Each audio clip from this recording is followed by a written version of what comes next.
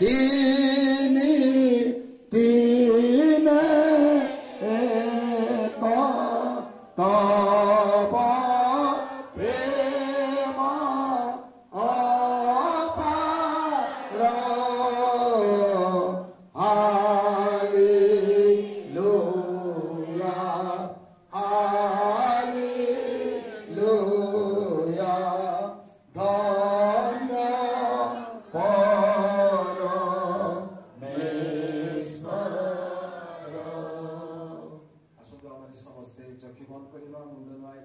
शेष आशीष भिक्षा सहित आज उपासना को सांग करवा सर्वपरिस्थ पिता परमेश्वर अतुलनीय प्रेम आंब मानकर आत्मार पालक रक्षक उद्धारकर्ता मुक्तिदाता प्रभु यीशु ख्रीष्टंकर असीम अनुग्रह दया साहाय्यकारी पथदर्शक पवित्र आत्मांकर चिरंतन शांति शक्ति समुद्र सहभागिता एक क्षुद्र बल प्रति सदा काल संगे संगे रहंतु आमेन। समस्त को नमस्कार, बहुत बहुत धन्यवाद।